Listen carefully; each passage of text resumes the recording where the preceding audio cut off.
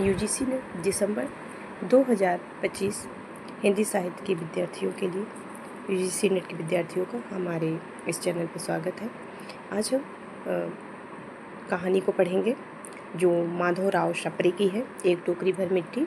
तो पहले थोड़ा माधव राव शप्रे के बारे में जानेंगे। कहानी जितनी भी विधाएं लगी हुई हैं वो एग्ज़ाम में उन सभी से क्वेश्चन पूछा जाता है और बहुत महत्वपूर्ण है ये कहानी। इसमें से हर बार हर सभी एग्ज़ाम में यूजीसी नेट के जितने एग्ज़ाम हुए हैं हिंदी विषय में उसमें क्वेश्चन पूछता है। तो शुरू करते हैं। तो माधव राव शप्रे ये हिंदी के आरंभिक कहानीकारों में से एक सुप्रसिद्ध अनुवादक एवं हिंदी के आरंभिक संपादकों में प्रमुख स्थान रखने वाले क्या हैं? संपादक है। ये कौन है?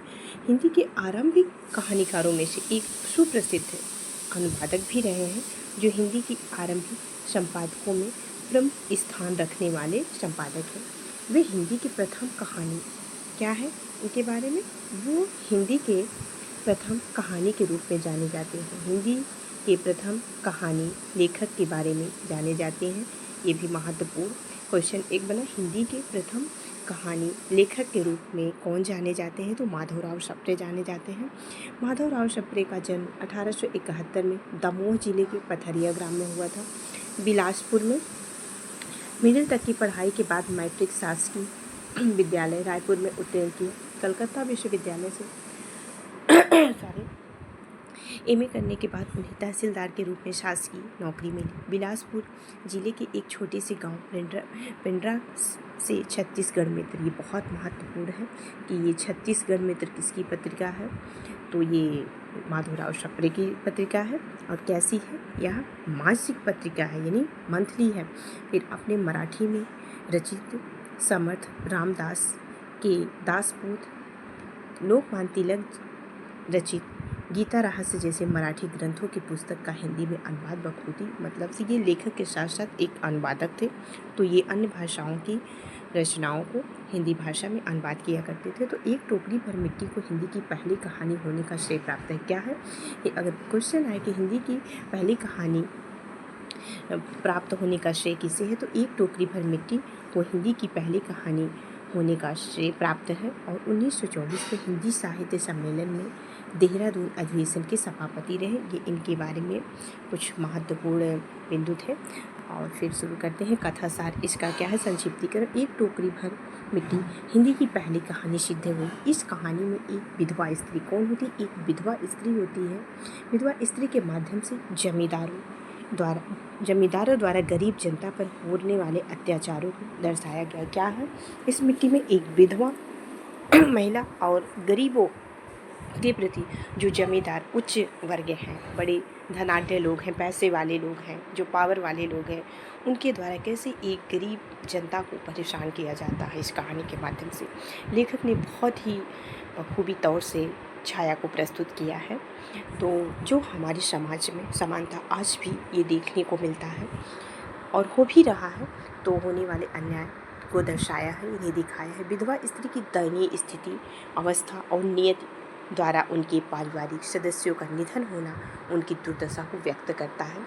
जमींदारों के द्वारा जबरदस्ती उनके पड़ोस पर कब्जा करना और झोपड़ी की एक टोकरी भर मिट्टी का उसके द्वारा ना उठना उसके अपराधी भाव को दर्शाता है। तो अंततः इसी अपराध भाव का एहसास कर कृत कर्म का पश्चात करते हुए जमींदार का विधवा से माफ़ी मांगना कहानी के आदर्शात्मक स्तर को उठाता है। यह कहानी हिंदी की पहली कहानी होकर भी प्रभाव से दृष्टि से मौलिक है। ये कहानी महत्वपूर्ण है। तो जिसमें इस कहानी का एक सारांश रहा, लेखक ने बताना चाहा है कि कैसे जमींदार उच्च वर्ग धनाढ्य लोग कमज़ोर गरीब महिलाओं के ऊपर अपना अत्याचार करते हैं, उनका शोषण करते हैं। जो लास्ट में एक टोकरी भर मिट्टी ही बुढ़िया उससे लेने आई थी, इसमें की जो एक विधवा स्त्री होती है, तो जब उनसे टोकरी में मिट्टी उठाने को कहा तो उनसे नहीं उठा। फिर जब बुढ़िया ने कहा कहने पर फिर बाद में उनको समझ आया कि हाँ मैं गलती कर रही हूँ, तो उन्होंने उनकी झोपड़ी को छोड़ दिया। ये इसका सारांश है। पढ़ते हैं पूरी कहानी। सॉरी, किसी श्रीमान जमींदार के महल के पास एक गरीब अनाथ विधवा विधवा की झोपड़ी थी। जमींदार साहब को अपने महल का हाथा उस झोपड़ी तक बढ़ाने की इच्छा हुई। विधवा से बहुतेरा ही कहा कि अपनी झोपड़ी हटा ले, पर जब उन्होंने झोपड़ी हटाने को कहा तो वह कई ज़माने से वहीं बसी हुई थी। प्रियपति के इकलौता पुत्र भी उनकी झोपड़ी में मर गया था। पतोहू भी 5 बरस यानी क्या थी, पतोहू भी थी, बेटा था, पति था, और जो पतोहू थी 5 बरस पहले मर गई। एक कन्या को छोड़कर चल बसी। उसकी पोती इस वृद्ध काल में एकमात्र सहारा। क्वेश्चन बन सकता है कि विधवा का एकमात्र सहारा कौन होता है, तो वो उसकी पोती होती है। जब उसने पूरी स्थिति को याद आई तो मारे दुख के फूट फूट कर रोने लगती है। जब उसने अपने श्रीमान पड़ोसी की इच्छा का हाल सुना तो वह मृतप्राय हो गई। उस झोपड़ी में उसका मन इतना लग गया कि बिना मरे वहाँ से वह निकलना नहीं चाहती थी। श्रीमान से सब प्रयत्न निष्फल हुए। सारे प्रयत्न करके जब वो हार गई, जमींदार ने नहीं माना, तो तब अपनी जमींदारी चाल चलने लगे।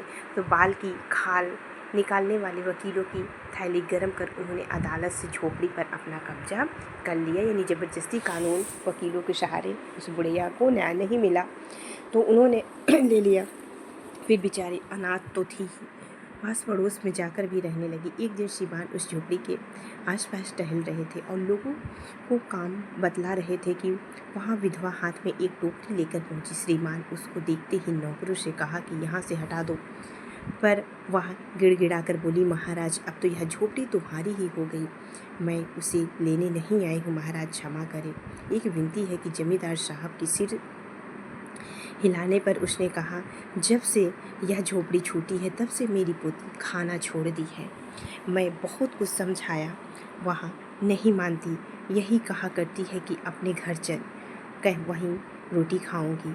अब मैं यह सोचा कि झोपड़ी से एक टोकरी भर मिट्टी लेकर उसी चूल्हा बनाकर रोटी पकाऊंगी। उसे इससे भरोसा है कि वह रोटी खाने लगेगी। महाराज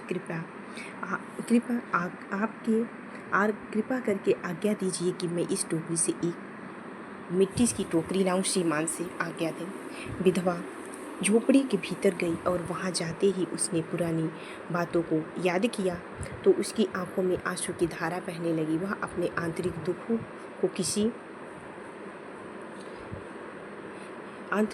को किसी तरह संभाल कर उसने अपनी टोकरी से मिट्टी भली और उसे उठाकर बाहर लाई। फिर हाथ जोड़कर श्रीमान से प्रार्थना करने लगी कि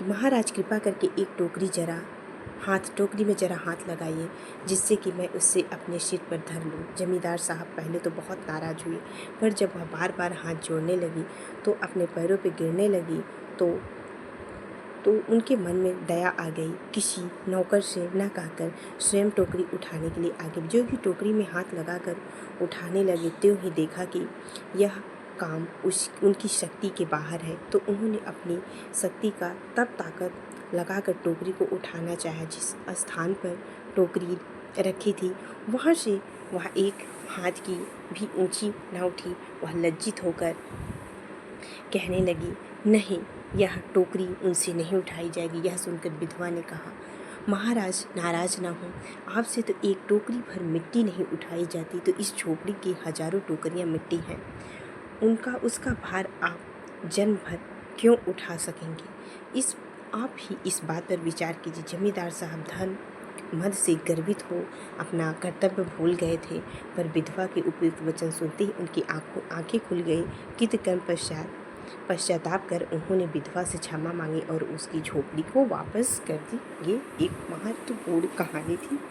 ये आशा करते हैं कि आप लोगों को ये वीडियो पसंद आएगा और इस कहानी से, इस वीडियो से आपको लाभ मिलेगा। जी, आप सभी को वीडियो देखने के लिए धन्यवाद।